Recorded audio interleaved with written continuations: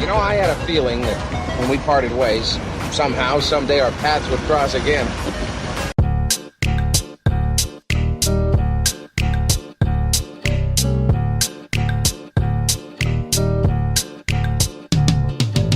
Happy Thanksgiving, fangirls and fanboys! Sarah Koenig may have failed us all this week by taking a break from the Serial podcast, but have no fear, the Fancave is here to give you something to listen to while you cook up some scrumptious eats.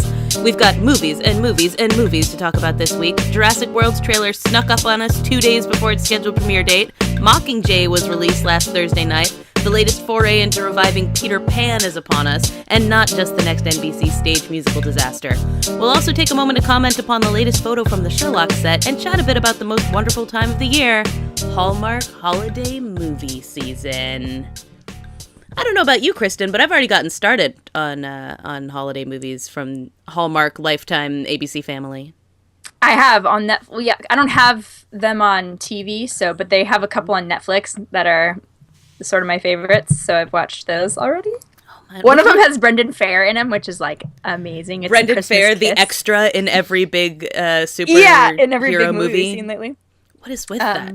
Yeah. Which Christmas movie was he in? So I think the one that I'm talking about. This one's called like The Christmas Kiss or whatever, and it's like he meets this girl, like this is the girl who wants to be an interior designer, and they like get kissed in the elevator randomly, and then she finds out he's like dating her boss, who's like this awful person, is like so awful. Bosses are always terrible in these Hallmark movies. That's like the one consistent thing. It's either the boss is either horrible and they have to like go through something to like then make them a good person, or they're like a saint and they're secretly Santa or something. Yeah. Or they're going out of business because they're too nice. Right, exactly. Because they're too wonderful and they don't want to like fire anybody or whatever. They just want to give all the kids toys for free. It's like, what's that movie with Amy Poehler and Paul Rudd, the mock romantic comedy one? They came together. It's just like, it's free. Everything's free. Everything's free. So anyway, I watched that one, and then the other day, I looked up the list of the new ones that are coming out this season, and so my dad and parents are really into these movies also. So both of them, like my parents have bought some on DVD. That's how much they love them. So I have full confidence that I can get them to record them and then watch them with me in the coming weeks. So I'm not super worried about not being able to see all my favorites, because plus they have the one, like there's one with Harry Winkler. Oh my gosh. That is phenomenal. I'm pretty sure I know what you're talking about. Go on. Okay, it's the most wonderful time of the year where he meets the like kind of homelessy chef in the airport and brings him home for Christmas.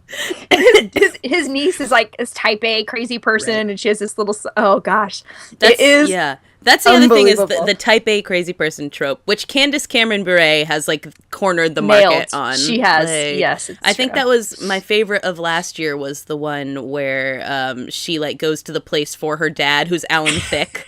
the ski resort one? Yeah, the ski resort one with Jimmy Riley from American Dreams. And she puts together that PowerPoint that is... The world's worst PowerPoint that saves Christmas and the ski lodge. Like, and it's just... Oh my gosh. Yeah, I remember watching it being like, isn't she like a business person? Like, this is her job. Yeah, this is her job, and this is what she puts together. This is why she works for her dad. It's like, that's great, honey. You did a really wonderful job. And why he, like, promptly ignores everything she has to say, too, right? Like, he's just been sort of like, they're there this whole time. Oh, man. In the end, really, he lets her keep the place because he's like, you know what? She needed a toy. She needed a pet project. Right? Know? Yes. Oh, gosh. So really, he never actually takes her seriously. Yeah. Oh, man. It's so delightful. Delightful. I love these because you know exactly what you're getting into as soon as you start it. Like, these are going to be so bad. Although I did start one the other day that was, like, so bad I couldn't even... There's a handful that I've had to turn off, which is saying a lot because... Yeah. And I only made this, like, I'm trying to even think of who was in it, because I feel like it did have someone famous in it, you know? Right. But, like, I turned it on, I was like, oh, this one looks like fun, and it was like, okay, it was like a princess for Christmas or something like that. Oh! Okay. And I turned it on during a dance scene. where they're like, no. oh my God. Okay, isn't that the one where she, like, it's with Roger Moore, right? Where she's, like, goes back maybe to Ireland. She goes back to, like, England or something, and they're, like, shoot. Something because like that. she's American, right? And then yeah, but she has actually Irish, and she talks really funny in it because she's trying not to use her Irish accent. sound like it. I think, unless we're not talking about the same one. It might not be the same one. I'm not sure because I actually missed like the first 5 minutes of it. That sets up everything. If you miss the first 5 minutes of one of these Christmas movies, you're done. That's the entire setup was right there. You know whose parent died that caused the other parent to be the Grinch or like whatever happened. And so I missed the beginning of it, but I like come in and they're like, she's trying to like loosen up this prince guy, and clearly he's got like this family that's like not for it. They're not for this at all. And so it's like the Prince and Me, but at Christmas. Yeah, it's like the Prince and Me at Christmas, but like worse. And so like they're doing this. The way that she's loosening him up is like, you know, getting him to dance to the hippity hoppity, and like it's so embarrassing. Both of them, like they're doing all the like kind of like, oh no. They're like, this is like 2012. This movie. This is not like, you know, 1989. There should not be this much shoulder happening. Oh my sweet lord! So I had to turn it off, but you know, otherwise I've been sort of getting absorbed in those. Has the Miss Miracle one's been on yet? I don't think so. And with the Jewel State one and the James Vander. Those are two separate ones, but those are like my those are Mrs. Miracle is top. Mrs. Miracle is top. But did you hear about or have you watched the En Vogue Christmas special? No. Laddie, this exists. I was wondering, like, because I'm watching the commercial for it, and I'm like, is that actual En Vogue or people playing En Vogue? Because the plot of this has to actually... Sorry. Did you just fall out of your chair? No, it like... Okay, I hit the lever that makes it go down, and then... I was like, on an elevator. I was like, why is she disappearing right now? I was like trying to go down a little bit because I felt like I'm really far from this desk. But I was like, didn't do it. And then I was like, oh, that was anyway, brilliant. I'm sorry. Anyone who's not watching the YouTube version of this should probably just see how far into this we are, so you can see that happen. Anyway, so the plot of this thing is that En Vogue hasn't performed together in however long it's been since they performed together. Wait, is this a new one? This is new. This is this year. Premiered okay. I'm sorry. I thought this was like an old special. You would think, because it's En Vogue. This premiered like 2 days ago. And so it's like a story... I don't even know what the story is because it's a movie. It's not just like, it's a very En Vogue Christmas. We're going to sing Christmas songs. It's like, no, there is a plot about the women of En Vogue, played by En Vogue, coming together to do this Christmas performance. Yeah. That is, I don't know what to do with that. Yeah. And it's terrible, I'm assuming. It's like the plot is like ridiculous. Is it like Spice Girls kind of plot where they're like I don't think it acknowledges that it's as ridiculous as Spice World does. Because Spice World knows. Spice World knew. Okay, so this is actually supposed to be a serious movie. Yeah, as serious as like a Lifetime Christmas movie is or whatever. It's going to be. Supposed to be. And so there's a part of me that has a morbid curiosity about it, you know, like I just want to watch the train wreck. But totally. But I don't know if I'm actually going to be able to do it. There's some that are really bad. And especially with people you love in them, you know? You're like, En Vogue, I want to think about you guys doing, like, Free Your Mind and stuff. I want to remember you up here. Don't do this. I was about to say the Kevin Sorbo one, but I'm like, I don't know that Kevin Sorbo was really, like, ever up here. Yeah. In that sense. But, oh, man. Yeah, but I know, but... You guys, and actually the other day, Matt Vest, who's a friend of Corey. That's how I've met him before. And actually, he has his own podcast, Matt Vest versus his friends. Gosh, that's really all right. Hard to say. That was a teamwork. It was teamwork. Anyway, he posted the other day I just said we tag teamed, and I'm like, we are gonna get a message from Sean. That's what she said. Anyway, continue. Shoot. Dang it, Sean. Well, anyway, the point of this was that he just posted like 2 days ago on Facebook that he was watching some horrible like Hallmark Christmas movie with like two like it was like 14-year-old boys or something. I'm like, really? You guys are all watching a Hallmark Christmas movie together? I'm like, don't get me wrong. This is like my favorite status update of the day. Yeah. But because it brings all people together. Everyone pretends like they don't like them, but secretly they will watch them by themselves. That's what I love about them. Like, or like, you know, if I'm sitting in a room with multiple people in it, I'll be watching, and it's like the beginning of the movie, they're like, ugh. And then like halfway through, they're interjecting on the movie, like, oh no, are they really gonna? And I'm like, see. Yeah, and halfway through, they're like, come on, don't pick that guy. Yeah. Everyone knows he's actually a douchebag, you know? Because, like, these rely on bad decisions, too. Anyone who watches Hallmark Christmas movies could see, like, Frozen's twist coming. Oh, totally. And it's like, oh, come on. Come on, everyone knows what's going to happen with this handsome prince. Come on. Like, it's just... Which actually is probably why I saw the end of that movie coming with that part, because I was like, no way. Yeah. No way. I've seen way too many cheesy romantic movies. I'm like, this fool is not, he is not on the up and up, man. No way, Jose. Yeah. It's like the one time I've ever guessed the end of a movie, and I was like, dude, called it. If you watched more Hallmark, you all would have seen it coming. You're welcome, world. Come on. Yeah. Essentially, Frozen's a glorified Hallmark Christmas movie. Yes, that's what it comes down to. Everyone now hates us. Like, I don't care. Just said that. I think enough people are over Frozen for us to make this comment. That's true. Someone commented earlier on Facebook that they had Let It Go stuck in their head, and they were like, please, someone give me anything to get this out. You know, the thing was, I avoided, like, listening to all the, like, covers and stuff to a fairly large extent, so I actually don't have, like, the hatred towards the songs from Frozen that a lot of people do. Like, I'll still listen to them and be like, oh, that's and nice. We also aren't around little kids who are, like, constantly wanting to play them. And so, to me, it's still cute when, like, little kids are, like, singing. I'm like, oh my gosh, you're so adorable. Listen to you do this. And their parents are like, shoot me, because if I hear this song one more time, I'm gonna, you know. Yeah. My mom always claims that it was Once Upon a Dream from Sleeping Beauty? Sleeping Beauty. Yeah. That I don't remember ever seeing as a child, but apparently watched every day. And so, like, it was like Once Upon a Dream, but I apparently said it Once Upon a Dweem, and that's so it still gives her, like, nightmares to think about it. Like, she's just like, the little Corrigan can't speak right. So cute. I didn't even know I ever had a speech impediment. Or I think, you know, the part of it too is it was a grammatical problem too. I think I would say once a time a dweem. Aww. Instead of once upon That's a so dream. Cute. Probably the first time. Yeah. Probably the 100th time, not so cute. Not so cute. As most things tend to become. And but anyway, so that's Hallmark Christmas, Lifetime Christmas, ABC Family. You can believe that this...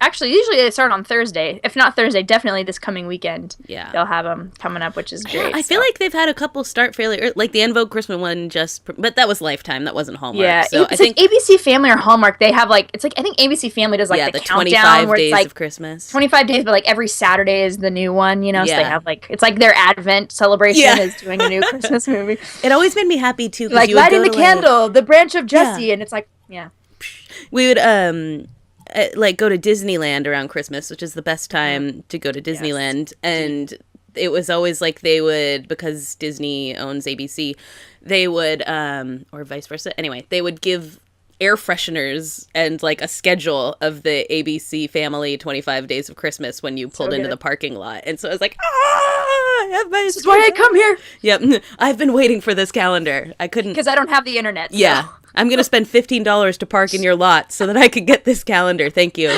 This is really helpful. Thank you. You've saved Christmas. You're basically Haley Duff. Oh, Haley Duff. I was, Kristen sent me an article earlier today from BuzzFeed. It's so funny. People keep linking me to BuzzFeed things. And before it was always like, oh yeah, I've seen that. But since I deleted BuzzFeed, like it's been a month now since I've had BuzzFeed. I literally have seen nothing. So it's all novel to me when people send me stuff, which is nice. So she sent me this great interview with Hilary Duff. Asking her all these questions, and she's just wonderful. But I had just watched the Haley Duff one. What was it called? You Hats Off to Christmas. Hats Off to Christmas last night. Oh, and I noticed, like, I never thought that she and Haley Duff looked a heck of a lot alike, but now she really looks like Haley Duff. Like they both have.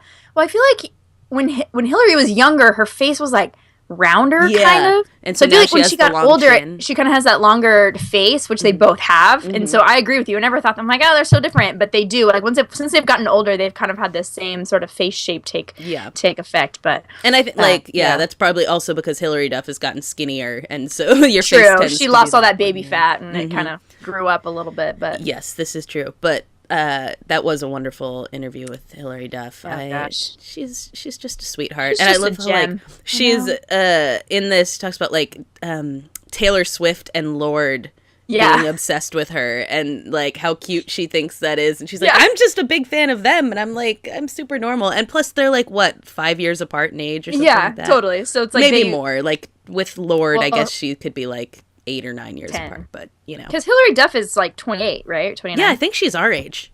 Yeah. Yeah. So I mean, for when Taylor's 25, 24. Older than I think she is. True. Every time I see her age, I'm like, is she not 19? Yeah.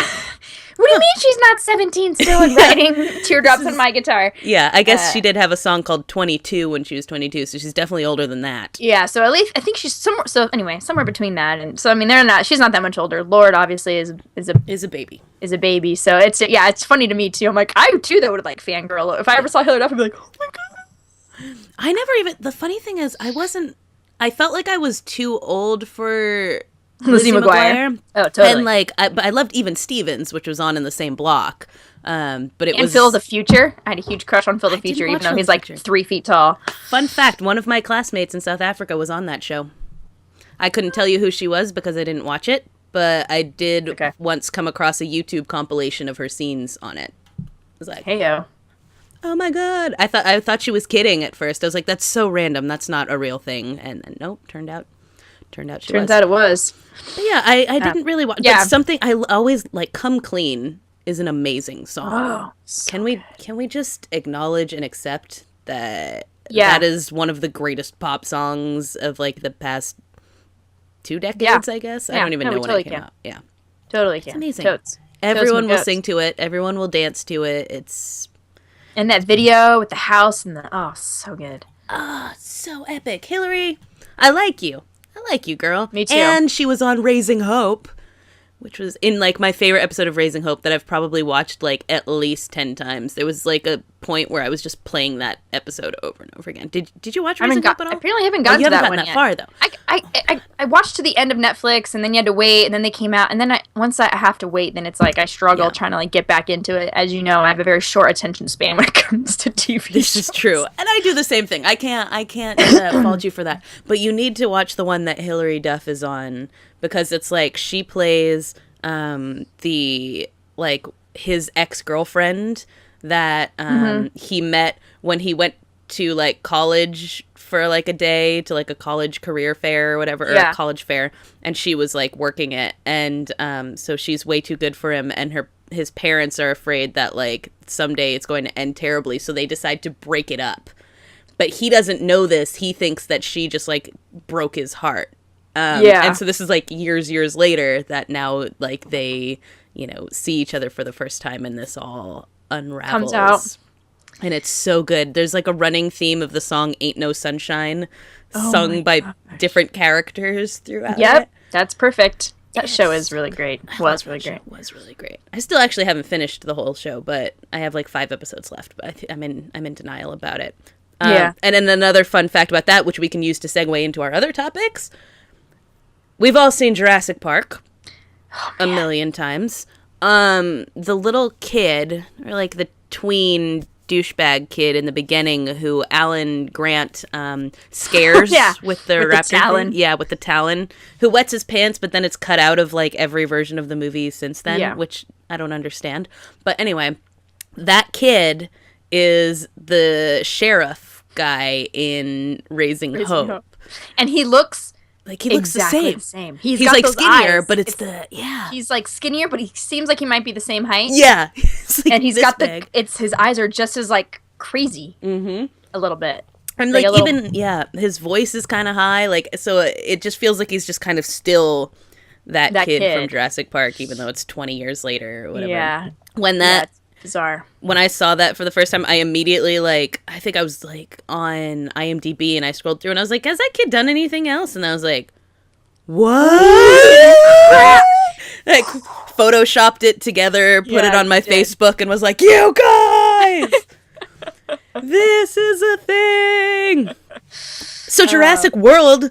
Holy mother, you guys. Like, this happened so quickly that we haven't even talked about the teaser for the teaser yet. I know. Like, they sent the teaser, and then they're like, oh, in like 4 days. I'm like, it's okay, we can wait. And then, like, a day later, people are posting it to me, and I'm like, what's happening? What's going on? Which is always great. Like, I woke up in the morning and, like, immediately saw it because, you know, Facebook algorithms and Twitter algorithms and stuff show you things related to you. So right away, the first thing I saw when I woke up, like, was, holy crap, the trailer's here.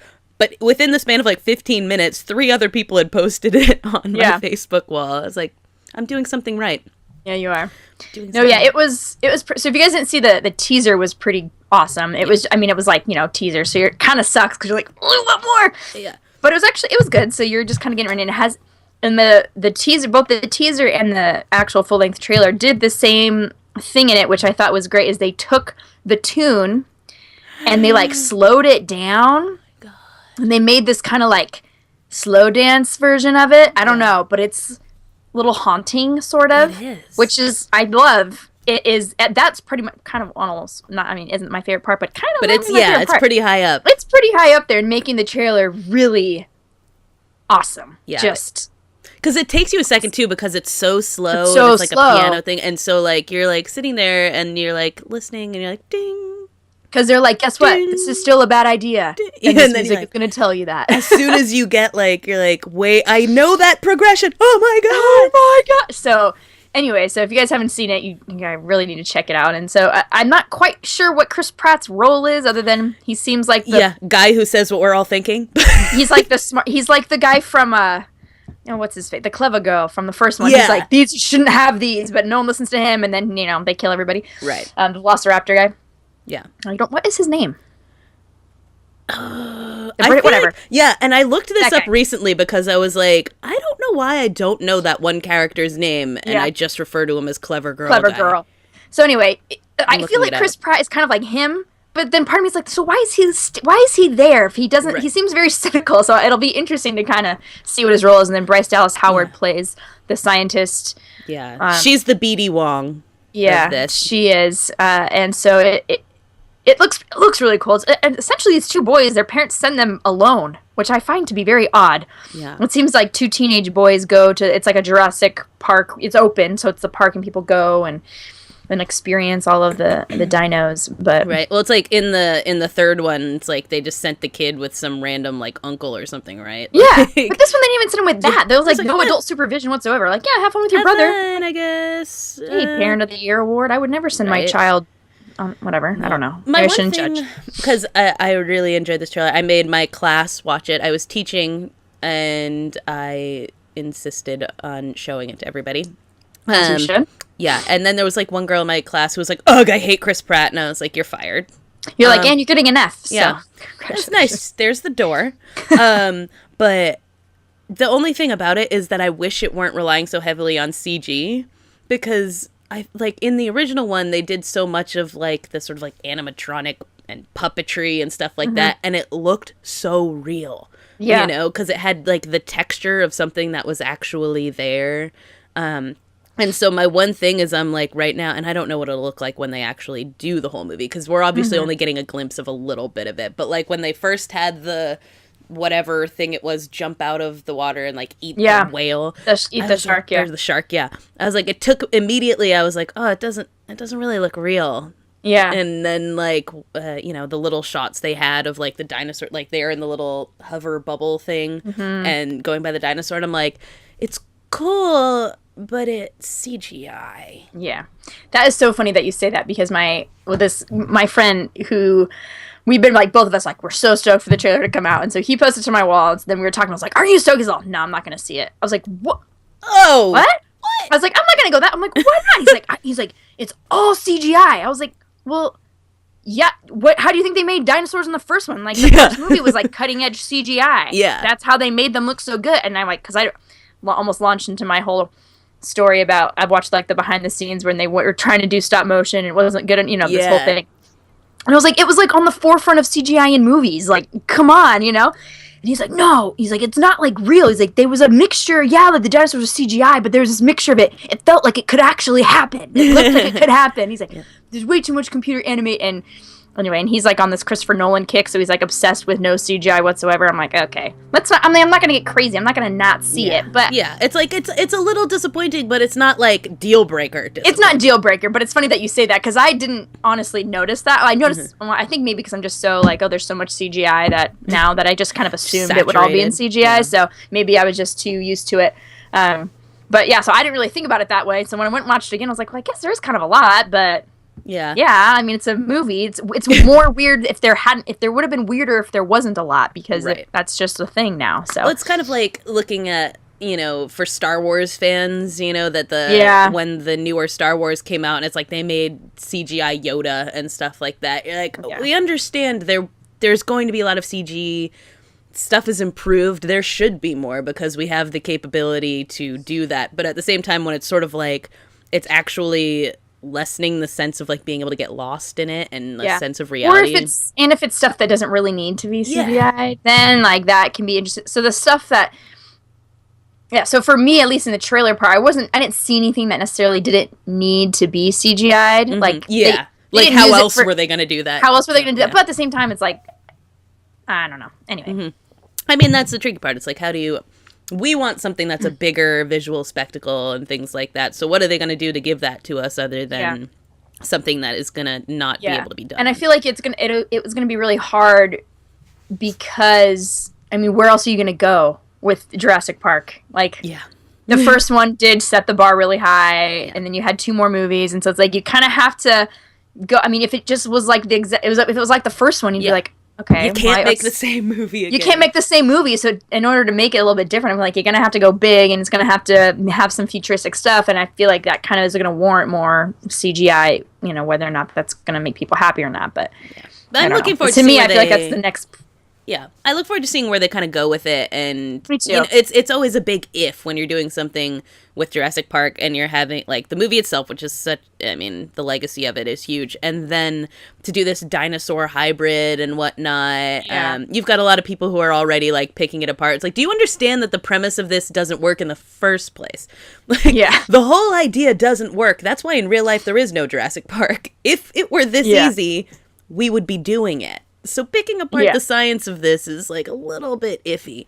But, people are sort of like snarking about things like that. But I do think as long as they, like the idea of a hybrid dinosaur, if done well, is going to be terrifying and awesome. Right. And I like that they didn't show you it either. Yeah. So we have no idea what to expect from that. And I'm hoping, like, that's really, I think, what's going to sort of make or break the movie is, like, do we buy this hybrid dinosaur? Does it scare us? And is it not just too campy?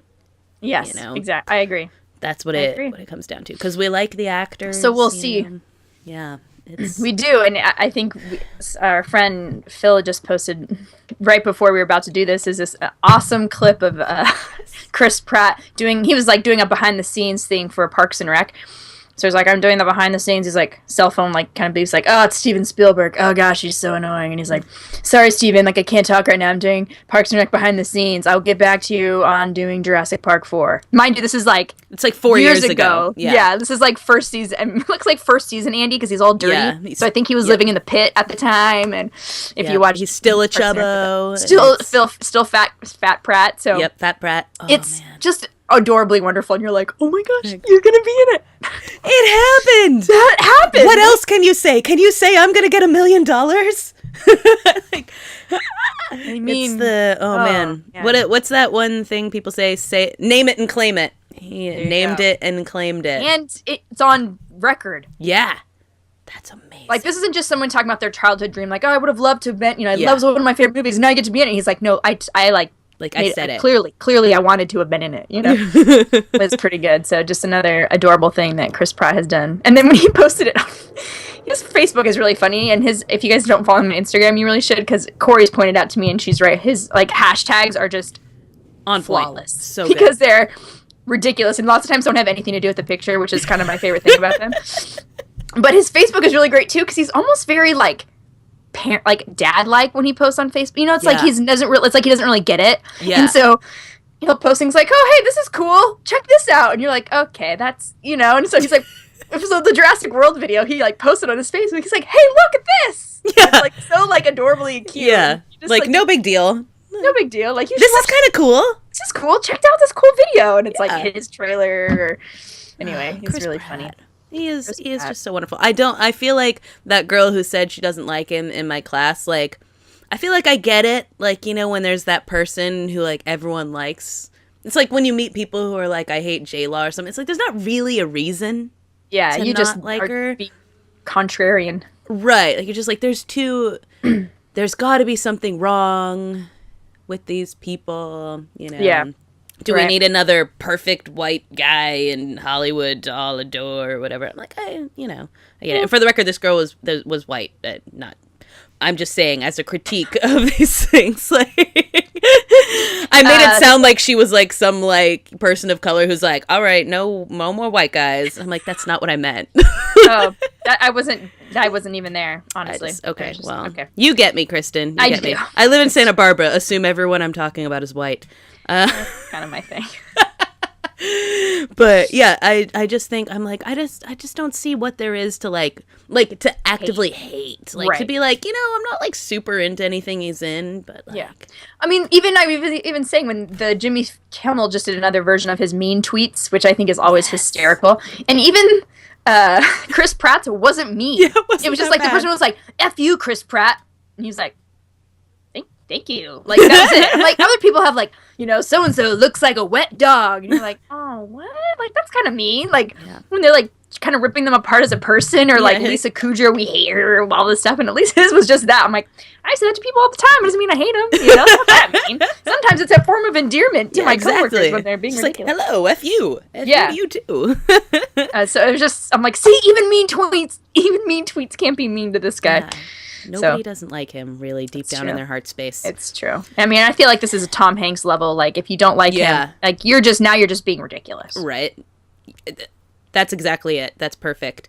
But also, so another trailer was the Pan trailer that was... we're not as excited about it. Not as enthusiastic. What is going on with, like, Peter Pan? Well, why is he all of a sudden really cool and everybody wants to... It's weird how these things happen. I'm like, what cultural thing has gone on that has made us feel like we need to start reviving Peter Pan? Because they're doing that awful stage play thing with Allison Williams as Peter and Christopher Walken as Hook, and every clip you see of it is embarrassing. Yeah, I'm like, dude, just leave it alone. The Mary Martin version was clearly the best one. Yeah. And then Hook. Animated version and Hook. Yeah. The three movies that did it right. One isn't even a movie. It was also the stage production. The one with Mary Martin, Hook, and then the regular cartoon from Disney. Like, okay, we're done. We're don't need to keep And then we have Finding Neverland for, like, the backstory. If you want to cry, like if you want to sob. But yeah, I just don't feel the need to, like, keep reinventing the wheel here, especially when the reinvention is, like, a step back. Oh, and it's like, you guys, and I don't know if you guys have seen or heard, I didn't even know this thing was a movie until the day before the trailer came out. I posted to Corey this picture of Hugh Jackman. He's not even Captain Hook. This is like another origin story. I don't know what our thing is with origin stories also. Yeah. Let's get onto that after this. Word. It's an origin, mixed up origin story of Peter Pan. He gets snatched from like a boy's home by Blackbeard, who is Hugh Jackman, who has this terrible wig that's it's like this Johnny Depp thing going on. Terrible. It's like, I don't understand it. And then he's like working in a mine next to who will be Captain Hook, played by Garrett Hedlund, who I normally like, but has like a really weird accent. And here's like, my thing really is, I'm like, I feel like he's doing like young Hook as Dustin Hoffman's Hook. You know what I mean? Like, I feel like he's doing an imitation of what it would sound like if that Hook was younger. Doesn't that, like, if you think about it, isn't that kind of what it feels like? Maybe that, I couldn't put my finger on why it was so weird. Yeah. That might be, maybe I need to go back and rewatch it now. Yeah, I was like watching it and I was like, I can't quite play. And then I thought about it and I was like, everything about his swagger and the way he sort of delivers things is very much like Dustin Hoffman's Hook. So I don't know, maybe he is trying to do that. Yeah. Okay, well, anyway, well that makes sense now because he does super weird. And then Rooney Mara plays Tiger Lily and she's like talking like Anyway. I was like, Tiger Lily. I was like, you realize it's supposed to be like a Native American tribe. Right. It is 2014, y'all. 2014. And their way of getting around, like, instead of being like, why don't we cast a Native American in this role and sort of try to, like, take it back and sort of reappropriate it to Native Americans? Like, how about instead of doing that, we cast a white girl and we just make them into, like, some sort of crazy tribe instead of an Indian tribe? Yeah, exactly. And it's like a caricature. I can't say that word. It's of actual Native Americans. You're like, so what? I don't...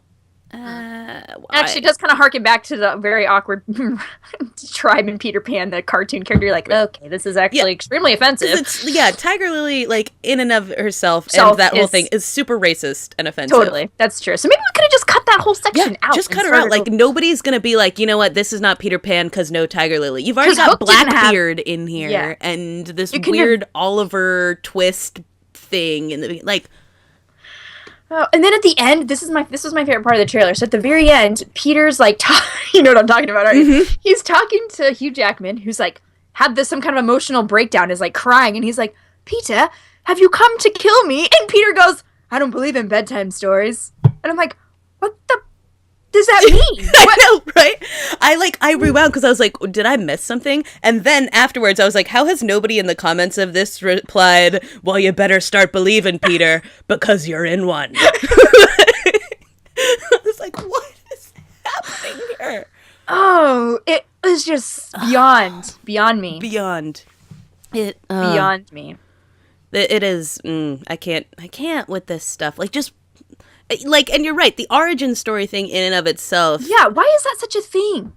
It can be interesting. Like, I'm enjoying Gotham, or like, you know, Batman and whatnot. These things can be done well, but I don't think everything we have needs an origin story. It's like a way of just like recreating things without straight up saying like, I'm just making another version. Yeah, so I don't need it, and I don't feel like I've never really wondered about Peter Pan's origin story. Like, he's not that complex of a character. I'm like, how did he become this boy that... I'm like, yeah, he got snatched up. He clearly was an orphan, got snatched up, and he lives here with a bunch of kids. It's like his dream world.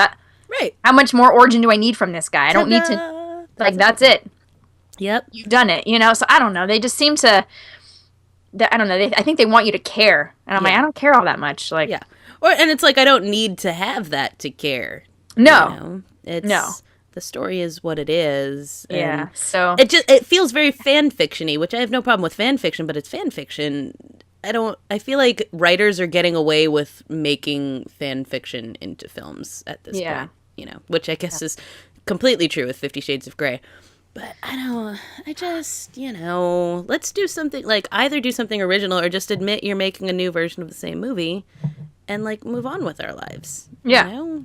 It's and they feel like there's such a formula for origin stories too. Like, they always have to be infinitely darker than the original source material. Not to say Peter Pan isn't dark. Peter Pan is totally dark, but like in a different sort of way. It always has to add this layer of like grit to the story that wasn't necessarily there before, and it always has to, you know, it just feels like there's a formula to them that I'm like, I know exactly what to expect when I go to see an origin story. You know? Yeah. Mm-hmm. That's true. So. We probably won't see that one, is what we're saying. Probably not. Is going to be, we'll definitely see Jurassic World. We won't see, and can't watch the TV Peter Pan that they're doing. I'm just. Nope. Oh, man. It's like they're not even trying. No.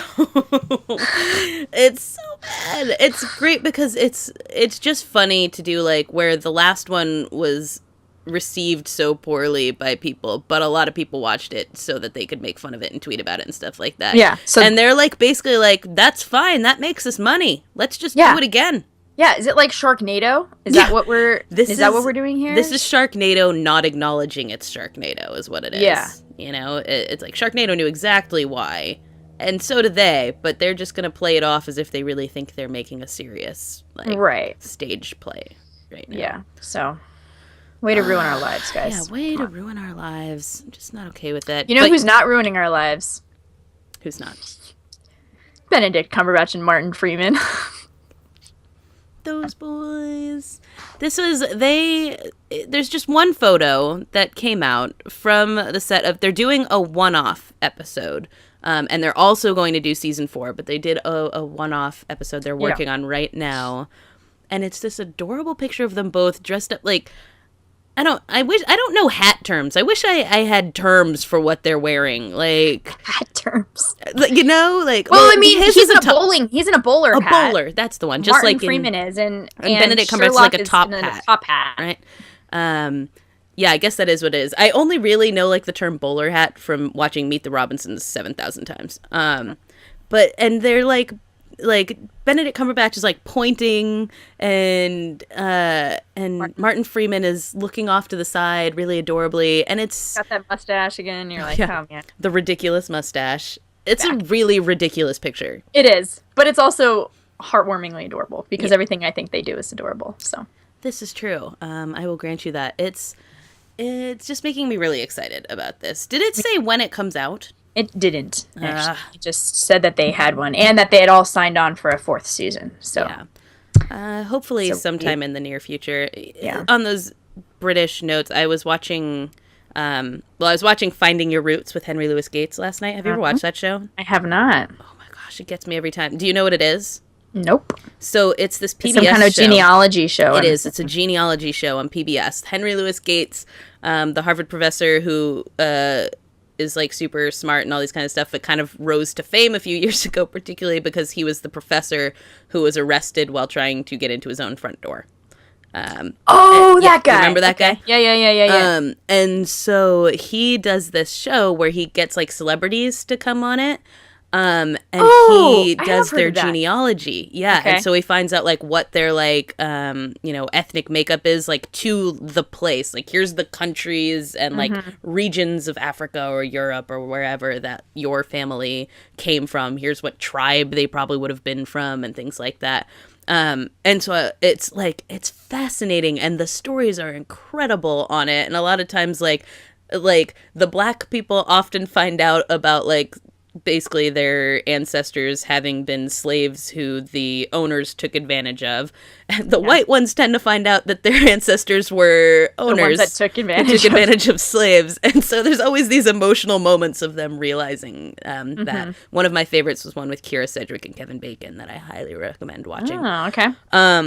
But anyway, so I was watching that last night, and they showed an ad for next season of Downton Abbey, which I should have known was coming, but I hadn't finished last season, and I was like, oh, so that happens, huh? Oh, no. I knew this was going to happen. I watched like halfway through the past season, and I was like, I should really finish this. And then I get distracted by things. And so I didn't. Especially that show because anything goes, man. Yeah, exactly. So I totally had the next season spoiled for me. Oh, bummer. Yeah, so there's that. But anyways, my point was that you can never tell when these British shows are actually going to come back. So that was why I was sort of surprised by the Downton one. And like with Sherlock, it's like always, a couple months before I realize it's happening. And I'm like, yeah. I must emotionally prepare for what is about to happen to me. It's wonderful. What? We should return to movies as well, though. Yeah. No, I wanted to end on this because I feel like this is a really high note. Yeah, let's make sure we didn't actually covered all of our bases. Okay, yeah. So this is what I want to end. This is smart. I did this on purpose. That was a segue into you guys' Hunger Games. Mockingjay came out last weekend. And I think we've been talking about this recently coming up, how epic these trailers looked, how excited we were. And this movie did not disappoint. Oh, man. It was fantastic. It was from having very low expectations because the book was not great. No. I feel like they really did a great job in bringing the story to life and showing the book can be hard because it's all from Katniss's point of view, and so you often things that happen you're like that would be a really cool scene to actually see, or like read about, but you can't because she's not there. Exactly. you missed it. So what's great about this movie is like all of those things are like kind of boring. You're like, hey, Katniss, we get it. You're stuck in District 13, blah, blah. It's like you get to see kind of what's happening in the other districts. Yeah. And I appreciated the same thing. They did that in Catching Fire as well. Yeah. And so you get to see these, like, you get to actually see like what an uprising is starting to look like in these districts. And the scene in the trees, and we won't give anything about this. Well, and it was kind of in the trailer a little bit. But I mean, like the moment itself, the way it unfolds. You guys, this is a war movie. This is not like where the other ones were sort of, they had that young adult dystopia feel to them. This is very much like you might as well be sort of watching like a like Band of Brothers or something like that, or a Saving Private Ryan. It feels very much like you're being thrown into a battlefield and you're just seeing all those perspectives on it. And it's partially too because I mean, Katniss is being followed by like a documentary crew that's going to make propaganda out of this. So you're seeing a lot of their sort of handheld GoPro-y type footage and things like that. And so it's very boots to the ground, a lot of grit and a lot of just like seeing the way that an uprising would happen. Right. And that's what I think about too, is they're also not, well, I feel like it's very emotional in the things that they show, obviously, but it's not sentimental emotion. It's not sentimental. Yeah. It's like, oh my gosh, I hope this never happens. Yeah. Because especially that scene in the woods, and then even the scene later, the other one. That's not the woods one. Okay, yeah, yes. Yep. Okay. Sorry, we're trying to talk about this without spoiling it for you, because it's only been out for a few days. Yeah, so we're trying to be good about it. So sorry if we're being very cryptic, but both of these scenes you're watching them and you're like, one, you see how much the end of their ropes these people have arrived for the actions that they take. Right. And you're like, oh my God, I hope we never get to that point, because this is like, it's craziness. It's craziness. And yeah, it's crazy. But it's so good. And then Corinne and I, and we both downloaded it, and now I'm completely obsessed with it. I've listened to it on repeat for the past 3 days. And there's this part in the movie where they were kind of taking a break from filming at District 12, and they're kind of sitting on this beautiful lake, and it's a gorgeous day, and one of the camera crew guys he can't speak, but he's talking to Katniss and wants her to sing something. And so she starts singing this haunting song, and it's actually Jennifer Lawrence, like no auto-tune, no nothing, because it's not perfect by any means, but she's already got that kind of gravelly, jazzy voice, and it's this like bluesy song that's to me reminds me a lot of, probably because it's called The Hanging Tree, but it kind of reminds me of Strange Fruit. Yes, exactly. And that just like, so I mean, you are feeling what she's feeling as she's singing it, and they start filming her, and then anyway, they kind of turn it into this rallying song for the movement, and it is all these other voices beautiful. Brought into it then in this like great chorus. It's really stripped down, but oh man, it's I'm getting incredible. goosebumps just thinking about it right now. And if you think about too, like, I mean, in reading the book, when you come across this, you also get this sense of, like, if you listen to the lyrics straight out, it's like, it's kind of macabre or whatever, but it's just, you don't necessarily have to question a whole lot about it, but you definitely get the sense from this that this is a rebellious song, right? And so it's banned. She can't actually be out singing it, and there's like this sense that in it, like, it talks about like a man who they say murdered 3, and then you're like, who says this, and is it true, or is he framed for something? And there's all these layers to it that make this a reaction to what has happened to them as a people. So it's like an Underground Railroad type song, like totally, it has a surface layer and then there's all this stuff that you feel like the people of Panem know what it means, and the capital people have started to catch on, but yeah, I know. It's good, you guys. It's really good. It's so good.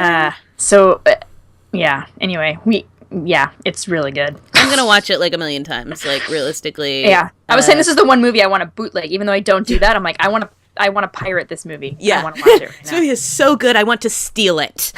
I want to good job. This movie. Good job, movie makers. You made a movie good enough for me to want to steal. That's what they're going for, right? I mean, so. It's the kind of thing that I will definitely own. I own Catching Fire. I just don't own the first one. Really? No, I feel like if you're going to own this, you should just own all of them. Yeah, sure, but it's on Netflix. I should, because the special features, I'm sure, are great. But I've watched the Catching Fire like a bajillion times, and I'm looking forward to this. And I just really hope that they keep this up when it gets to the fourth one. Mm-hmm. And because this is like, and I've read some articles and things that are like, well, they ruined Hunger Games by splitting it in two. And like, it's annoying, but I don't think they ruined it.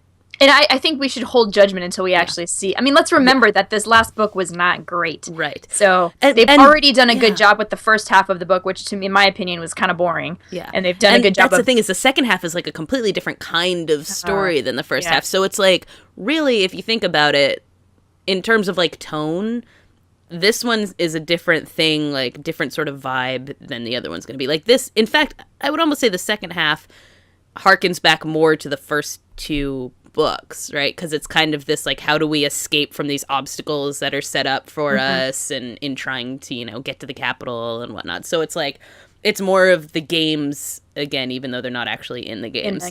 So this one, I think it stands alone as being, like I said, like a war movie, that we're not really going to have that the same way in the fourth movie. And I think it'll be good. I think they need to bring in that sort of sense of the war and the gravity of it. But at the same time, the plot line is a totally different thing. They really need to, I mean, they've already filmed it, so I guess we kind of have to just wait and see. Yeah. My hope is that they drastically change the plot line. Right? I would be A-okay if they just fix it. I would be, okay, so for those of, now I know this is, people who don't like this movie, but for those of you who watched Twilight, were into Twilight, the last book was so terrible. The ending was so incredibly horrible that like they have this huge standoff. Essentially what they do is they have this huge standoff, which you think they're like been preparing for battle this whole time. They essentially have a giant conversation and like work it all out, and you're like, what? And it's terrible, and you're so pissed at the end. You want the book wasn't so heavy, and I was afraid it was going to actually break something. Yeah, that was a big book. It was really big, so I didn't. But the movie nailed it, because it like.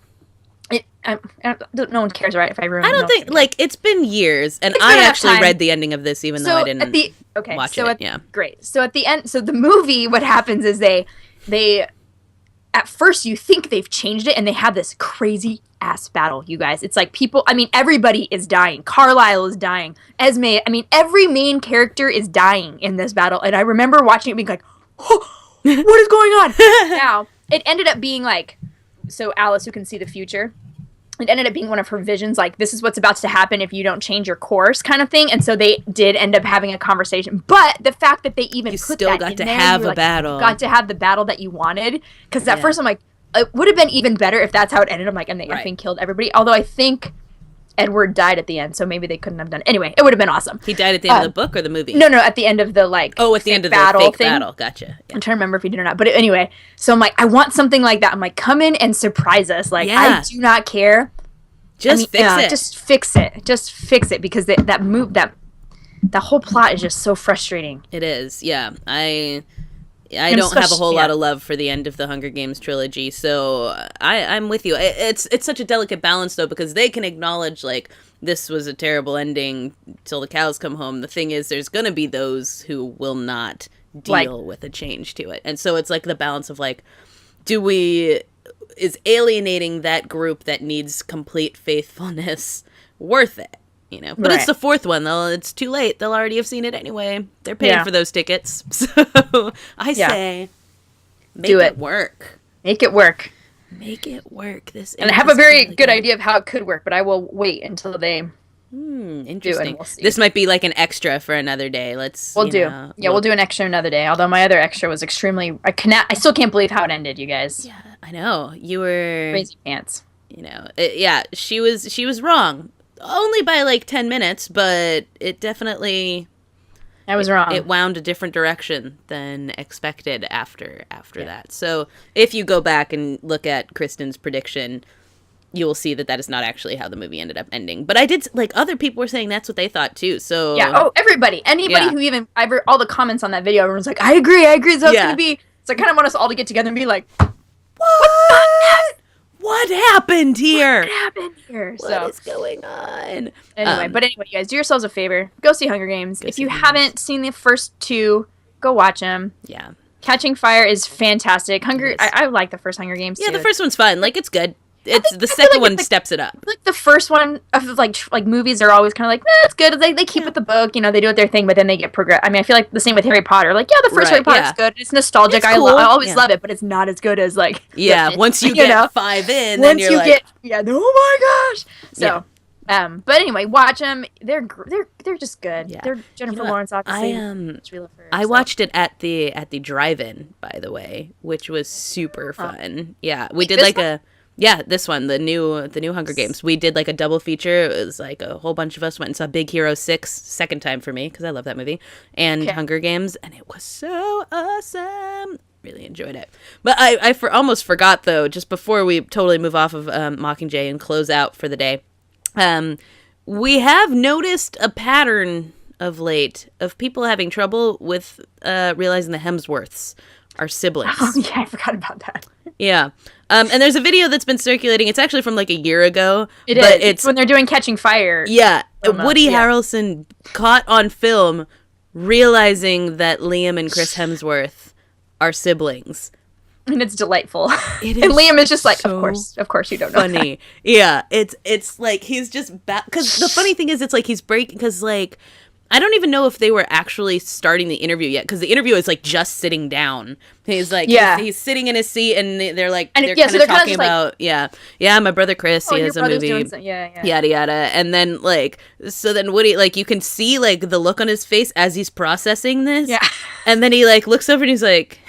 You know, I never caught that till just now. Yeah, and you can barely hear him. It sounds like he's not mic'd on. It's like mic isn't on yet or something even. Yeah. You kind of like mumble. I mean, he mumbles anyway, but you can't even really. He doesn't really even pick it up. He's like, oh, I'm just putting that together now. And Liam is just like, wait, are you serious right now? Like, really? He's like, I guess you guys do have the same last name.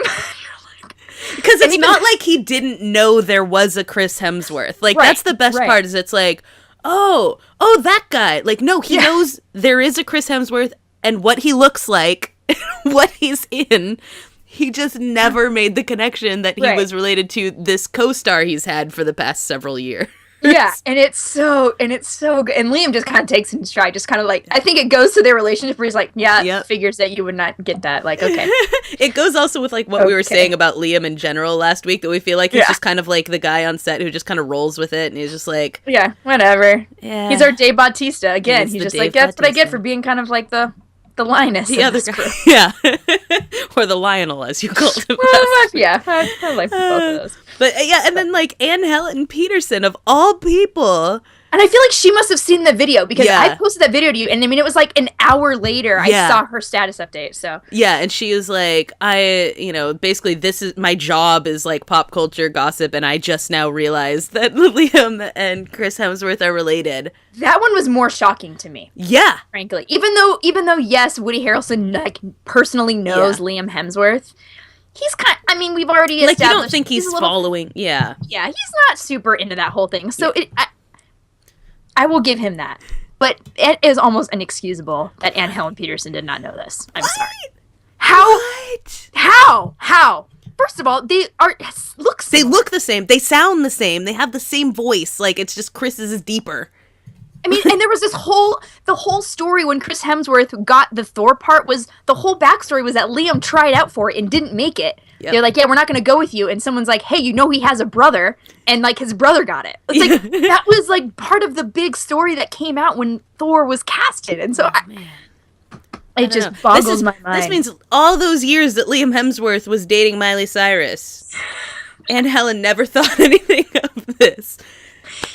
I don't understand. You guys, if you didn't know, if you're listening to us right now and you didn't know, Liam Hemsworth and Chris Hemsworth are siblings. They are brothers.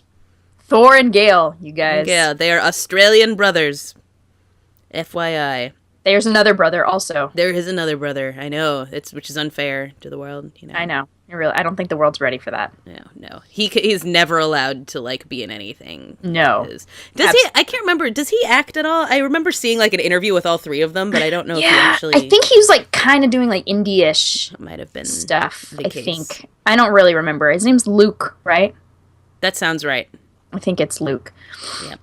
I always get confused because then there's like Joel Edgerton, who's also Australian. Yeah. And then he has like a brother as well, but I think his brother like directs and stuff. So all the Australian brothers, I just sort of get confused. And they all have normal names. Right, yeah. Joel, Luke, Chris, Liam. What are you gonna do? Yeah. But so you should. I'm gonna post a link to that interview with Woody and Liam because it's really funny to watch happen. And all the trailers, obviously, too. Yes, and all the trailers. All of this stuff will be up there. So yeah, I think that's. Do make sure the poll closes tomorrow for what book to read for next Fancave Fiction Club. So do go and check that out. I'll link to that as well. We had a great time this past time discussing Stephen King, even though with the huge group of people there, only 3 of us in the chat had actually read the book. Hey, I'd gotten into it. You read some. But hopefully more will actually read it. It's fun, though, anyway, to just gather and talk and it have is. a good time. It is, and it's fun to listen to people. Like I said, I wasn't a big Stephen King person or a big Shining person, so it was really interesting to hear very different opinions on the book. Everyone pretty much shared that The Shining is like the gold standard of Stephen King, of which everything else attains and tries to be.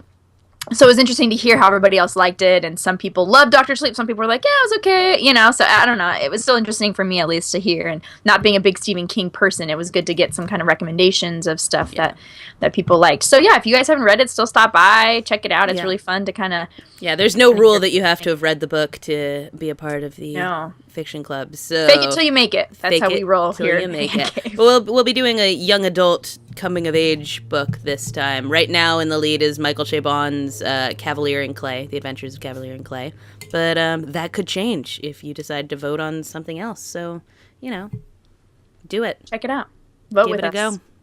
Yeah, get yeah, da, da. I'm going to make, like, one of these days, I'm going to just make, like, a montage of you singing that song on this show.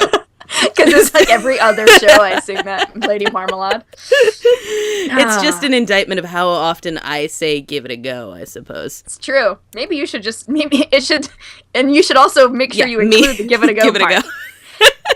All of your give it a goes kind of together, and then all of my like gitchy, yeah, da, da. Anyways, with that, have a happy Thanksgiving, everybody. Yes, happy Thanksgiving, y'all. If you're not in the U.S., have a happy Thursday. That's good. Have a great time at work. Yeah. Suckers. We'll all be getting fat over here like real Americans. It's going to be a good time. Yeah. And if you...